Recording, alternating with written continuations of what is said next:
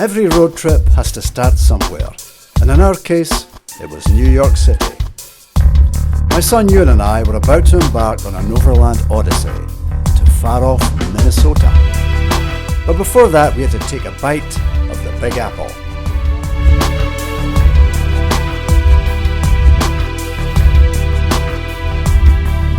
Our plan was to visit intriguing places along the way.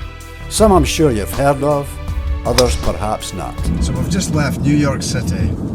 We're in New Jersey now, on the road to the Ryder Cup. After the razzle-dazzle of New York City, we needed to slow down, kick off our shoes, and paddle our way into the wonders of rural America. And where better to do that than the famous, historic Shawnee Inn and Golf Resort. So here we are, floating gently on the mighty Delaware River. We're staying at the Shawnee Inn, and this is our first port of call out of New York. It's about an hour's drive. And here is an A.W. Tillinghast golf course, his very first design. Goes all the way back to 1911, so we're going to play that just shortly. Meanwhile, Ewan decided to try his hand at presenting. Hello there. You join me on the mighty Delaware River.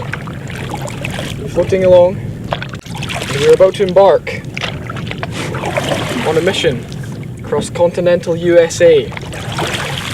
From Pennsylvania to Iowa, from the lakes to the cornfields. This is the road trip to the Ryder Cup. I think I've got some serious competition. Just an hour out of the Big Apple, the resort offers no fewer than 45 holes of golf.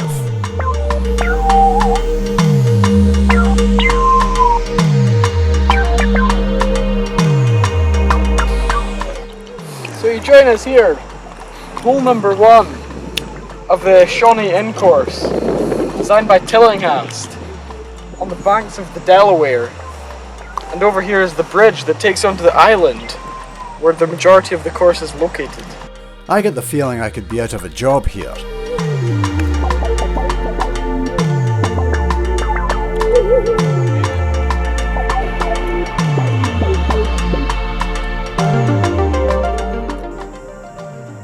So here we have David Whyte, the bad at golf guy. He's really bad. Watch him fail over and over. Some say he has never actually won a hole. Who invited this guy anyway? Walter Hagen, Sam Snead, Arnold Palmer. There's a long list of golfing greats and screen celebrities that have walked these fine fairways. But we had another walk to do, as portrayed by our favourite author, Bill Bryson, in his book and the subsequent film, A Walk in the Woods. This is a moment we've been waiting on, the Appalachian Trail. Hard to believe that we're actually going to be on it, but we've read so much about it, and just a couple of minutes from the hotel, it's really close. We're going to go on the trail. This is about a 100-year-old trail. Beavers here, and a little bit of flooding that they've caused. One thing you have to watch out for here on the trail is poison ivy. Yeah, irritating. So when you break the skin, it doesn't spread unless you break the skin, but if you break the skin, then the oil will spread over your body, and that'll cause it to spread like that, the way it did on my arm.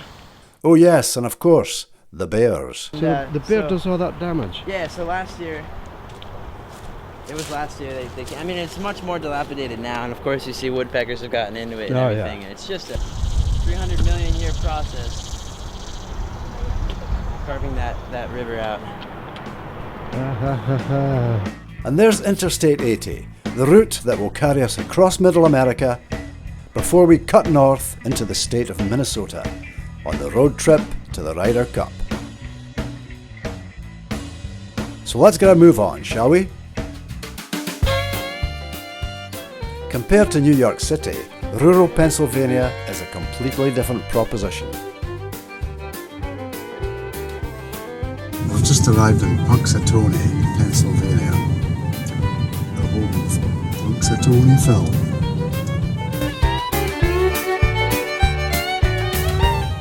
And there was a welcoming committee. Punxsutawney became famous following the release of the 1993 movie Groundhog Day. And what do you know? Punxsutawney Phil has Scottish connection. You're going to like this over here on this scroll. Yeah, Scottish goblet. If Candlemas Day is bright and clear, there'll be 2 winters in the year.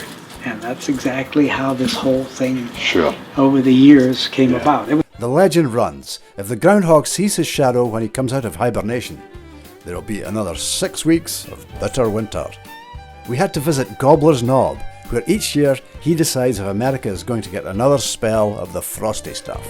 This was the first weekend crowd after the movie came out, Groundhog Day. I mean, that's like a rock concert. That's like a rock. It's like the Rolling Stones were. Mr. London. Phil never predicted this weather though. It was time to move on. Back on the interstate, and soon off it again, we arrived at the town of Foxburg, nestled above the Allegheny River. And a jolly little town it is too. We were here to visit the Foxburg Country Club, the oldest golf course still in continuous play in the United States, dating all the way back to 1887. We took to this delightful little track with hickory clubs in the gracious company of local county commissioner Ted Tharn. I asked Ted about the unusual golf balls we were using. McIntyre Golf, they're made in the United States. They're made to replicate and duplicate the old style ball perfectly. So this club that Ted's just explained, it's over 125 years old. Yes. And it's feeling a little bit loose. A bit like myself.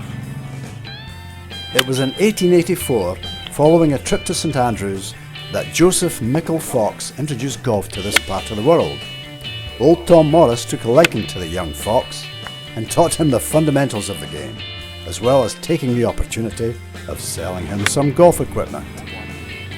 Fox was hooked. So where did you get all these golf clubs at? Oh, I've just bought them over the years. I like this. Yeah, that's a nice club. If this goes missing, don't come to me. You can also visit Foxburg's American Golf Hall of Fame, where you can see an extensive collection of old, valuable golf clubs and artifacts. And after your round, cool your spikes on the porch rail, as many a golfer has done before you, for well over a century. Now here's a cautionary tale for all you parents out there. Never take your young son to a baseball game in Akron, Ohio, and let him be surrounded by the local girls. I figured I'd do one more that everyone can get into, because not... Oh, that's a good one. That's a good one. Okay, I might just do that one then. They reacted well to that. I really hope I don't be Scottish. I'll be back for you guys at the end of the 7th. Okay. Hey, what's your name? Ewan. Ewan? Yes. Like Ewan McGregor? Yeah. The people of Akron took my son to their hearts, and I have to say, this was one of the friendliest encounters of our entire trip. Meanwhile, back at the baseball game, I'm kind of tempted to go first, get out the road. What do you think doesn't happen in Scotland? I don't have fun in Scotland.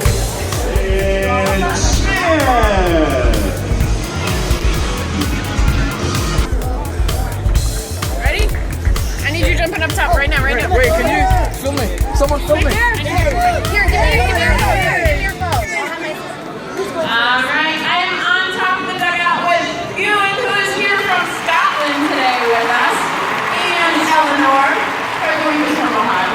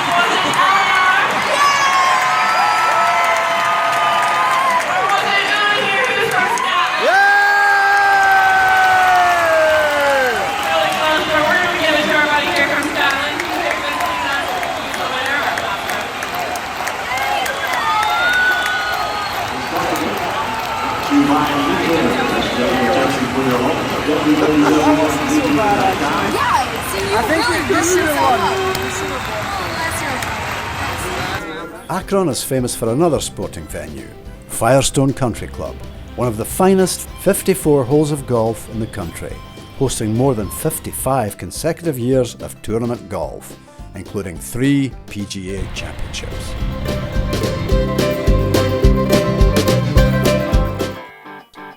One venue we could not possibly pass by was the Rock and Roll Hall of Fame, just south of Cleveland, Ohio. This is surely one of the most fascinating museum encounters on planet Earth.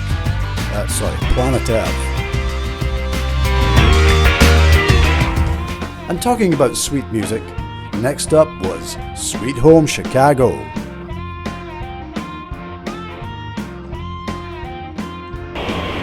Okay, here we go. We're going up to the Loop, downtown Chicago. It's 4th of July, folks. There was bound to be fireworks, but before that, we were on the Trail of the Dead. We haven't got the tickets, but we've certainly got the t-shirts. The Grateful Dead just happened to be playing their final farewell concerts here in Chicago. The end of a very long, strange trip indeed. And there were a fair few colourful characters that had clearly been along for the ride. Unfortunately, there were no tickets left for the Dead, so we made the most of Chicago's lakeshore and one of the finest 4th of July firework displays in the country.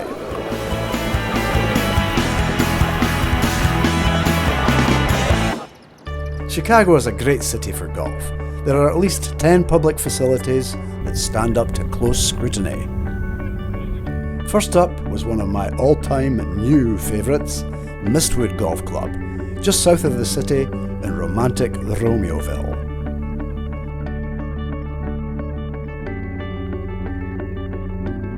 The Glen Club in Glenview is a Tom Fazio design built upon a former naval station.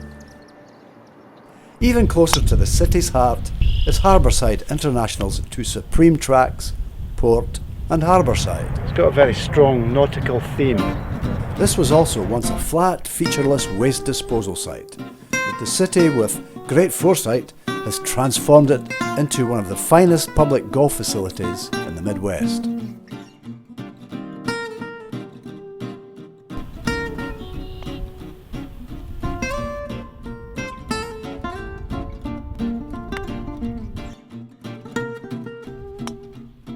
Now we were getting into the heart of the nation, and it's here I have a confession to make. The Quad Cities on the mighty Mississippi was once my home turf. I simply love coming back to meet my old high school buddies and do what we always did, play music.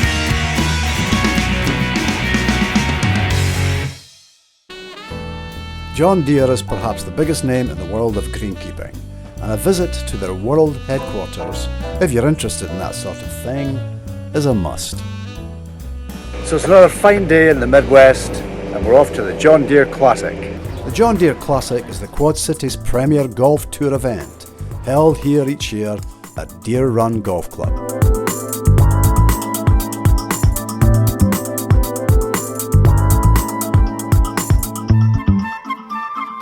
The next day, the weather wasn't so fair. Here's welcome John Deere Classic. Let's go and get some comfort food.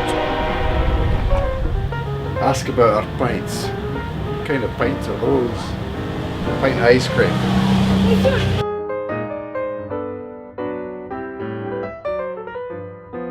It's too much choice.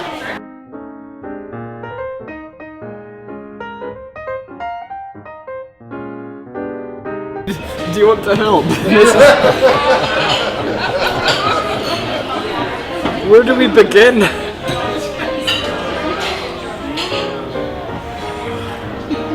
That's some of the best ice cream I've ever had. Or you could take a slow boat down the Mississippi. There are some great little towns along the riverbank that I remember from my youth. LeClaire was never like this in my day.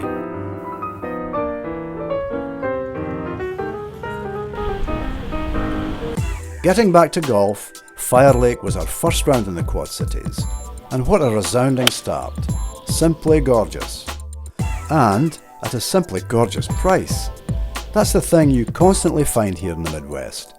Great golf at generously affordable prices. It's $25 for a round of golf here.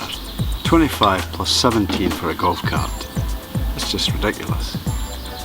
If they picked this course up and put it anywhere closer to Chicago, it would be 125 easily. We must admit to a certain high level of personal security paranoia driving into the largest weapons arsenal in the USA. So when we go out there, is there going to be any drones keeping an eye on play or anything spying on Not us? really. You'll see the occasional security car drive through, but they're, again, just keeping an eye on the island the way they would normally do. Obviously, the golfer doesn't really give them too much trouble. No, unless they slice one into the wrong place. Could, yeah. You don't want to lose your balls in certain areas, maybe. First tee on the Arsenal Golf Club. Tee markers are in the shape of a shell. Arsenal Island on the Mississippi has been making military equipment and ordnance since the 1880s. It started out as a prison for Confederate soldiers all the way back in 1863. This was the first golf course to be established in the Quad Cities area back in 1887. The Arsenal offers leafy charm and tight turns and is definitely a barrel load of fun. Glynns Creek and Emmy's Golf Course are two other great courses we played around Davenport, Iowa. Golf does not come any better, and it's certainly any better value than this.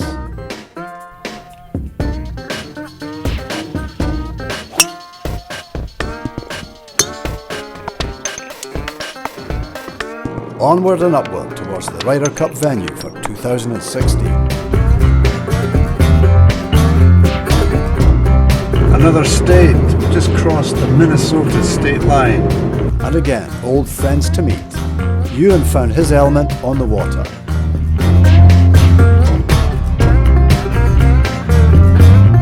Lake Minnetonka is one of Minnesota's 10,000 lakes, and indeed one of the most popular. Certainly with young Ewan.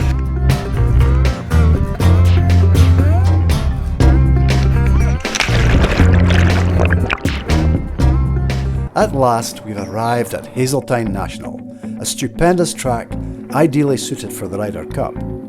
It spans an assorted topography, mainly taking its challenge from its length.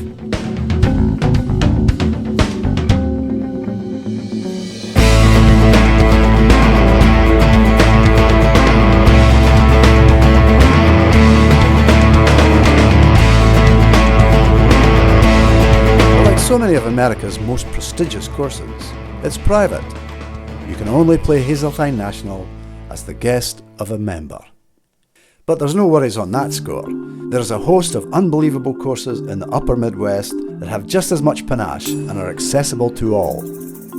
Precisely 7 minutes drive away from Hazeltine is one of the best, Chaskatown Course. This public golf course was designed by Arthur Hills, and it's owned and operated by the city of Chaska, sprawling over 285 acres of oak groves, open prairie, and marshlands.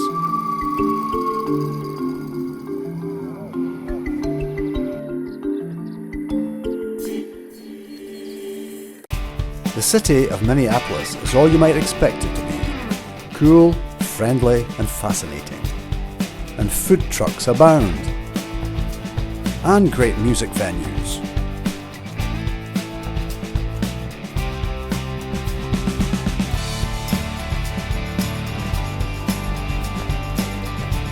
It also offers the largest shopping mall in the USA. If you want to escape all this commercial mayhem, then just head north as we did to Brainerd Lakes. This is Minnesota's recreational playground, an outdoor paradise. We got in tow with the locals once again. It's really easy to do when you're in these ultra-friendly parks. Todd and Jill run an RV park complete with its own par-free golf trail, mini golf track, and a mystery maze to get lost in. Background section. About 10,000 square feet here. And we just had to meet the puppies.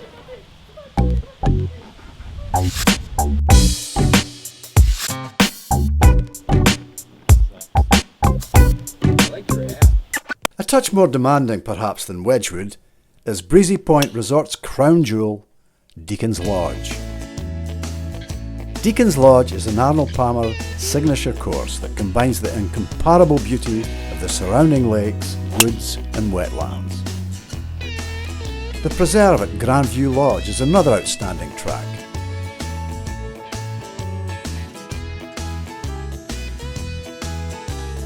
Another set of great tracks is found up here at Madden's on Gull Lake. We played the classic, and it truly was. Alright, so we've just done the Brainerd Lakes area, absolutely wonderful.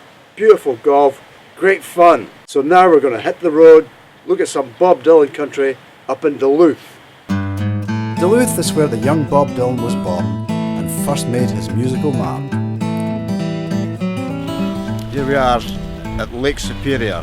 This has got 10% of the surface fresh water in the world. And mighty chilly it is too, but good for skimming stones.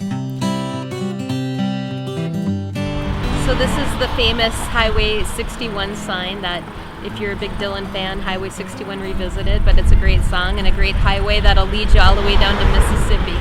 And if you want to go north, you can make it all the way to Thunder Bay, Canada. Yeah. Highway 61 Revisited. Yes. The town is full of memorabilia to Dylan's early days as a troubadour.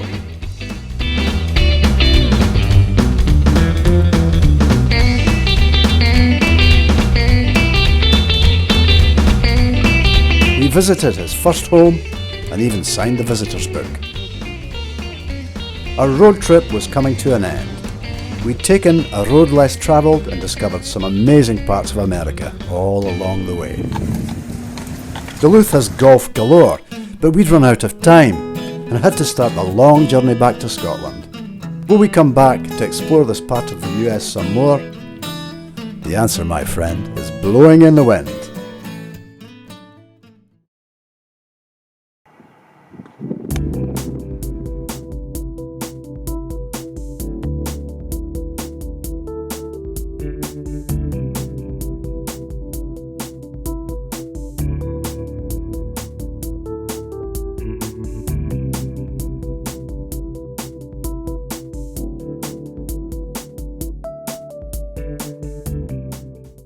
Welcome to this edition of Golf SOS. I'm Roberto Borgatti, and today we are joined by one of my favorite and most talented golf students, tour player Miriam Nagel, who's here qualifying for the US Open and a candidate to represent Brazil in the 2016 Olympics. Welcome, Miriam. Thank you.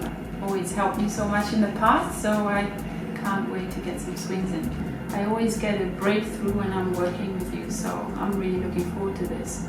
It must be just a thrill to be a candidate for the Olympics, to represent Brazil. It's just a dream come true if I could represent the country I was born in the first Olympics, I think, since 1914 actually. So Miriam, what is your golf SOS? I think I would like to work on some chipping and pitching. You know, short game really matters, so I'm having a little bit of problems the last few months with it, and I always find it very helpful to come to you. Okay, and that'll help our audience as well, shall we? All right, yeah. I love the idea about the rhythm, you know, going tick, tock. Yeah, that rhythm is the first thing you want to find. Right, and especially under pressure, you know, you keep it like a pendulum. Right. It really helps you. Yeah, so that's good for everybody out there. You always want to keep that rhythm of tick-tock so that you use gravity and not force. And that keeps the dynamic and that tempo consistent. And so you're not hitting it with muscle and force, but the dynamic and the intensity is always the same, but you're just increasing your club head speed through the length of the stroke. If you have a medicine ball nearby, you can just swing that, and you can't help but feel that gravity. Tick-tock.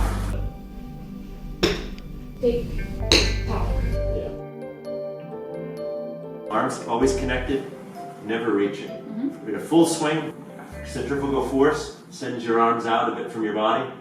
Depending on the player, that angle will be different. But for short game, arms should be hanging down so you could draw a line from the shoulder right down through the wrist, and it would be a nice vertical line. If you're a little disconnected down here and you're reaching, either your arms to the side of your chest but connected, or even riding on top. Right. So you can even take your left arm and ride it on top of that chest, so that when you turn, everything will move as one. Right. So with everything move as one, we have a simple stroke. We eliminate a lot of variables. Arms, club, hands, everything moves together. This connected means one move.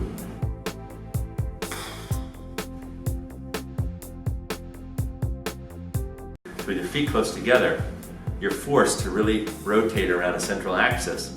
And if your spine tilts in one direction or another, it's easy to lose your balance. So this forces you to stay really centered and make a pure turn. In a full swing, you shift your weight.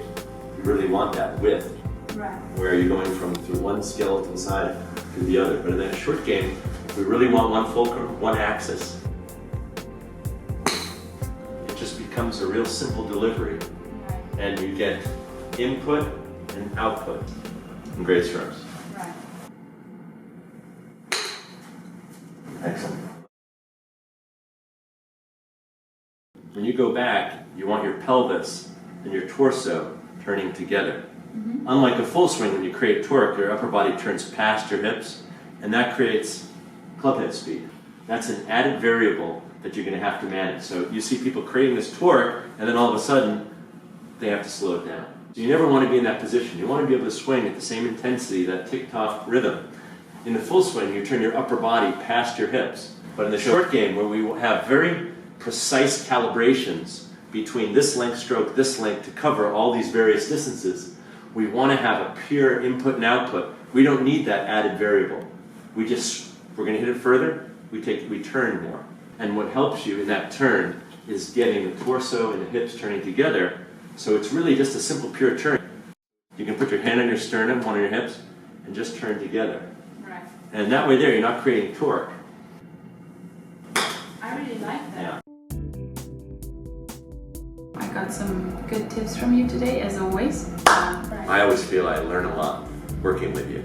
So I'd like you to share with our audience something that's been key in your performance. What's really helped me in big moments is breathing. I think we tend to start breathing really fast under pressure, and people should just watch their breath and just slow it down. They use these muscles, let them expand. Yeah. And then use these in the golf swing. Use them to turn your shoulders into your backswing. So a deeper move from lower in the torso. All I'm thinking here is to turn my ribs. Just let that go. That is awesome. Right. All the way to the Olympics.